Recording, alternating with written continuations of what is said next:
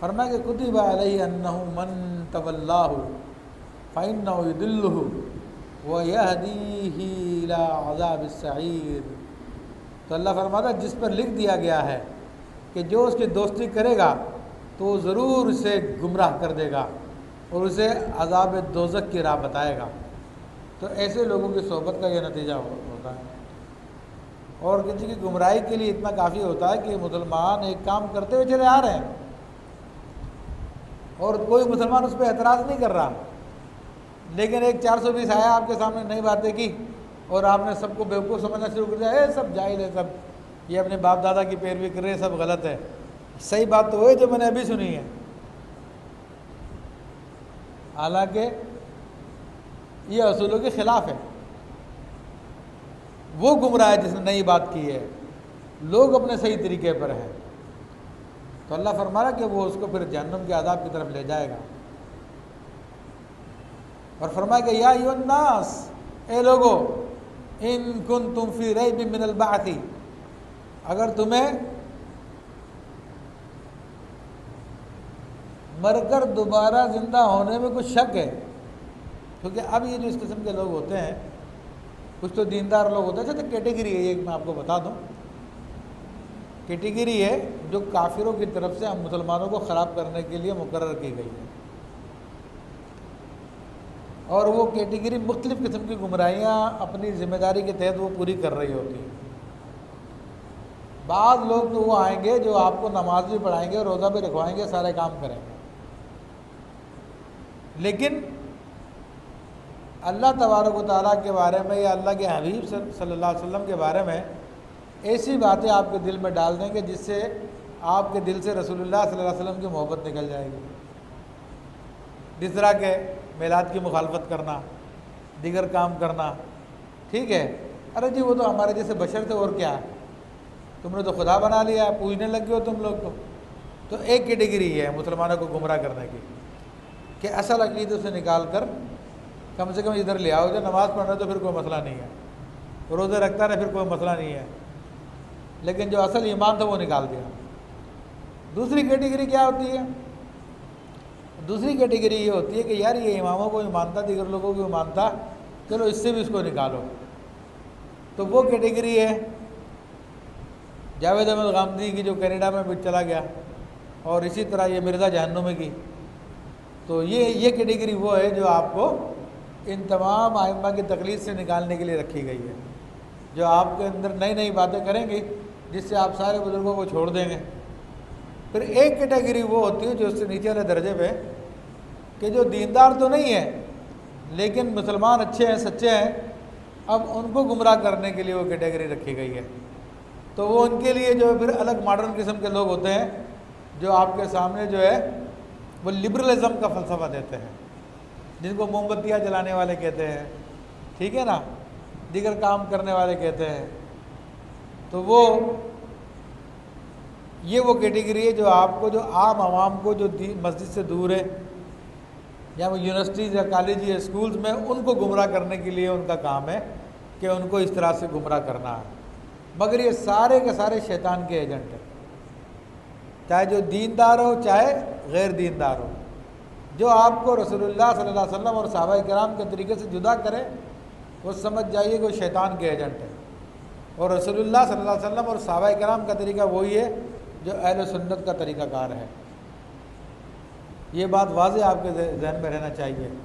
اور جن کی تشریحات امام اہل سنت مجدد دین ملت شاہ امام احمد رضا خان رحمۃ اللہ علیہ نے بیان فرمائی، آپ کے خلفاء نے بیان فرمائی، اور دیگر بزرگان دین نے بیان فرمائی، جس کو ہندوستان پاکستان میں حضرت سیدنا شیخ عبدالحق محدث دہلوی رحمۃ اللہ علیہ نے بیان کیا، شاہ عبدالعزیز محدث دہلوی رحمۃ اللہ علیہ نے بیان کیا۔ یہ وہ بزرگان دین جو ان کے طریقہ کار کو لے تو وہ اہل سنت کے طریقے پہ ہے۔ اس طرح عرب کے اندر دیگر بزرگوں جنہوں نے اس کو بیان کیا۔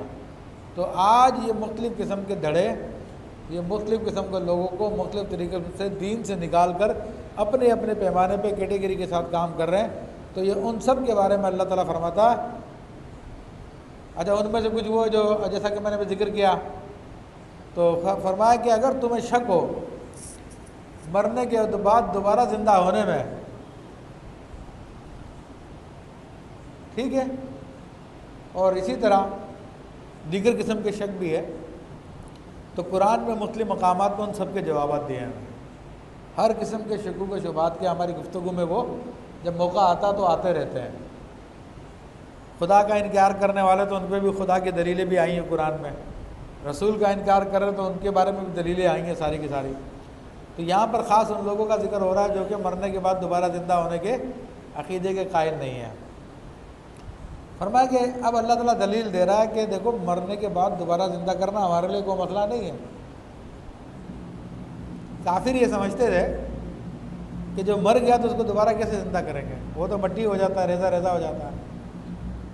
تو اللہ تعالیٰ مثال دے رہا فَإِنَّا خَلَقْنَاكُم مِّن تُرَابٍ, اے لوگوں ہم نے تم کو مٹی سے پیدا کیا. ثُمَّ مِن نُطْفَةٍ, پھر ہم نے تم کو پانی کی بوند سے. ثُمَّ مِنْ عَلَقَةٍ, پھر خون کے پھٹکی سے. ثُمَّ مِن مُضْغَةٍ, اور پھر گوشت کی بوٹی سے. مخلقۃ, جو کامل صورت میں تھی, پوری تھی. وغیر مخلقۃ, جو پوری نہیں تھی. لنبین لکم, تاکہ تمہارے لیے ہم حقیقت کو بیان کر دیں. تو اب اللہ تبارک و تعالیٰ نے انسان کی تخلیق کے سارے پروسیس بیان کر دیے. تو سب سے پہلے انسان کی تخلیق مٹی سے ہوئی تھی, یعنی آدم علیہ السلام کی, وہ بھی بیان کر دیا. پھر آدم علیہ السلام کے بعد جو انسانوں کی تخلیق ہوئی ہے وہ پھر پانی کی بوند سے ہوتی ہے. پانی کی بوند یعنی باپ کا نطفہ اور ماں کا خون, یہ دونوں ملتے ہیں اور پھر یہ انسان کے بچے کی تشکیل ہونا شروع ہوتی ہے. وہ خون کی صورت میں پھر بن جاتا ہے, اور خون جو ہے پھر اس کے بعد گوشت میں تبدیل ہو جاتا ہے اللہ کے حکم سے. اور پھر آگے کی باتیں وہ میں ذکر کرتا ہوں کہ حدیث شریف میں آتا ہے کہ یہ نطفہ 40 دن ماں کے پیٹ میں رہتا ہے. پھر اس کے بعد 40 دن بعد وہ جمع ہوا خون بن جاتا ہے. پھر 40 دن گزرتے ہیں تو وہ گوشت کے لوتھڑے میں تبدیل ہو جاتا ہے. تو بعض لوتھڑا وہ ہوتا ہے کہ جو نامکمل ہوتا ہے تو وہ ضائع ہو جاتا ہے حمل, اور بعض وہ ہوتا ہے کہ جو پورا اللہ تعالیٰ کی طرف سے بنتا ہے. تو فرشتہ اس وقت آتا ہے ماں کے پیٹ میں اور اس لوتھڑے کو اپنے ہاتھ میں لیتا ہے اور سوال کرتا ہے یا رب مخلقۃ ام غیر مخلقہ, اس کو پیدا ہونا یا نہیں ہونا؟ رب فرماتا پیدا ہونا. جس کو فرماتا نہیں ہونا تو اسی وقت اس کو خون کر دیتا ہے, اور پھر وہ ماں کے جسم سے اس کے ایام میں باہر آ جاتا ہے خون کی صورت میں. اور جس کو پیدا ہونا ہوتا تو پھر فرشتہ کہتا کہ اے رب اس کی عمر کیا ہوگی, اس کا رزق کتنا ہے, اس کے ساتھ کیا کیا معاملات پیش آئیں گے, یہ کیا ہوگا کیا نہیں ہوگا, ساری یہ کب مرے گا, کس زمین پہ مرے گا, ساری ڈیٹیل فرشتہ پوچھتا ہے. تو اللہ اس کو بتا دیتا ہے. یہ بعض روایتوں میں کہ جاؤ لوح محفوظ پہ دیکھ لو, تو لوح محفوظ پہ ہر آدمی کی پوری کی پوری قسمت لکھی ہوئی ہے, پوری تقدیر لکھی ہوئی ہے. تو فرشتہ وہاں سے لے کر پھر اس کے ساتھ کر دیتا, اور ساتھ میں اس وقت ایک مٹی بھی ساتھ میں لے کے آتا. وہ مٹی جو ہے اس گوشت میں اس کو گوندھ کر پھر اس کی صورت بناتا ہے, انسانی شکل بناتا ہے. پھر جب انسان مرتا ہے تو اسی مٹی میں اس کو دفن کیا جاتا ہے. یہ قدرت کے کام ہے سارے کے سارے جو ماں کے پیٹ میں ہوتے ہیں. تو اللہ نے فرمایا مٹی سے پیدا کیا, پھر فرمایا کہ نطفے سے پیدا کیا, پھر فرمایا کہ خون سے پیدا کیا. اب چاہے نطفہ ہو, پانی کی بوند ہو, چاہے وہ خون کی پھٹکی ہو, چاہے وہ گوشت ہو, ان سب کی اصل بھی مٹی ہے میرے بھائیو. کیونکہ جو جسم کے اندر نطفہ انسان کے بنتا ہے یا ماں کے جسم میں خون بنتا ہے, یہ کہاں سے آتا ہے؟ وہ غذا کھانے سے بنتا ہے, وہ سبزیاں کھانے سے, روٹی کھانے سے, گوشت کھانے سے. یہ سبزیاں غذا کہاں سے آئی ہے؟ یہ پودوں سے آئی ہے, درختوں سے آئی ہے. یہ درخت کہاں سے نکلے ہیں؟ یہ درخت اسی مٹی سے نکلے ہیں. اسی طرح جانور ہے, جانور کا جسم بھی وہ بھی اسی مٹی سے بنا ہوا ہے. تو ان سب کی حقیقت مٹی ہے. تو اللہ نے فرمایا کہ ہم نے تو اس طرح پیدا کیا اور تمہارے سامنے ہم نے کر بھی دیا تاکہ تمہیں پتہ چل جائے. وَنُقِرُّ فِي الْأَرْحَامِ مَا نَشَاءُ إِلَىٰ أَجَلٍ مُّسَمًّى, اور ہم تمہیں ٹھہرا کے رکھتے ہیں, ٹھیک ہے, ماں کے پیٹ میں ایک مخصوص مدت تک, جس کی کم سے کم مدت 6 مہینے ہوتی ہے انسانی بچے کی, اور زیادہ سے زیادہ 9 مہینے, اور بعض اوقات 2 سال بھی ہو جاتی ہے. ثم نخرجکم طفلا، پھر ہم تمہیں بچہ بنا کے ماں کے پیٹ سے نکالتے ہیں، ثم لتبلغوا اشدکم، پھر اس لیے تاکہ تم اپنی جوانی کو پہنچو۔ تو نرم و نازک بچہ کل کو بعد میں پھر ایک پہاڑ جیسا جوان بن جاتا ہے، یہ اللہ فرما رہا ہے۔ وَمِنْكُمْ مَن يُتَوَفَّى، اور تم میں سے کوئی پہلے ہی مر جاتا ہے، بعض کو اللہ تعالیٰ بچپن میں ہی یا جوانی سے پہلے اٹھا لیتا ہے۔ وَمِنْكُمْ مَن يُرَدُّ إِلَىٰ أَرْذِلِ الْعُمَرِ، اور تم میں سے بعض وہ ہے کہ ان کو ہم نکمی عمر تک پہنچا دیتے ہیں، یعنی نہایت ہی بڑھاپا آ جاتا ہے اس پر کہ وہ پھر بالکل بیچارہ بیکار ہو جاتا ہے، بچوں کی طرح ہو جاتا ہے، نہ چل سکتا، نہ پھر سکتا، نہ کھا سکتا، منہ کے دانت بھی ٹوٹ جاتے ہیں، آنکھوں سے نظر بھی کم آتا، سر کے بال بھی گر جاتے ہیں، بات بھی نہیں کی جاتی اس سے، باتیں ساری بھول جاتا ہے۔ لِكَيْ لَا يَعْلَمَ مِن بَعْدِ عِلْمٍ شَيْئًا، یعنی اتنی عمر کو ہم پہنچا دیتے ہیں کہ جاننے کے بعد بھی کچھ نہ جانے، یہ اس کا حال ہو جاتا۔ تو اللہ فرما رہا ہے سارا ہم ہی تو کر رہے ہیں، اور کس نے کیا ہے؟ تو یہ دلیل اس بات کی جب ہم اتنا کچھ کر سکتے ہیں، تمہیں واپس زندہ کرنا کیا مسئلہ تمہیں؟ قیامت کے دن تمہارے کو دوبارہ زیادہ پیدا کرنا کیا مسئلہ ہمارے لیے؟ ہم ہی تو ہیں جو سارے کے سارے کام کر رہے ہیں۔ آج تک کس نے دعویٰ کیا کہ میں کر رہا ہوں؟ یعنی یہ بڑی دلچسپ بات ہے کہ غیر مسلم سارے دعوے کرتے ہیں، مگر ان سے جب کہا جائے کہ آسمان کس نے بنایا، زمین کس نے بنائے، تو کہتے ہیں اللہ ہے۔ انسان کس نے پیدا کیا؟ بولے اللہ نے۔ جانور کس نے پیدا کیا؟ بولے اللہ نے۔ بولے ہمارے یہ جو بت ہے نا چھوٹے موٹے کام کرتے ہیں، یعنی یہ اتنا بڑا کام نہیں ان کا ہے، یہ دوسری مشکلوں میں کام آ جاتے ہیں، دیگر کام کر دیتے ہیں، مگر یہ اللہ ہی کرتا ہے، کیونکہ یہ کام ایسے ہیں کہ ان کا کوئی دعویٰ کر ہی نہیں سکتا، جو دعویٰ کرے گا اسی وقت جھوٹا ہو جائے گا۔ سمجھ رہے ہیں بات؟ تو اس لیے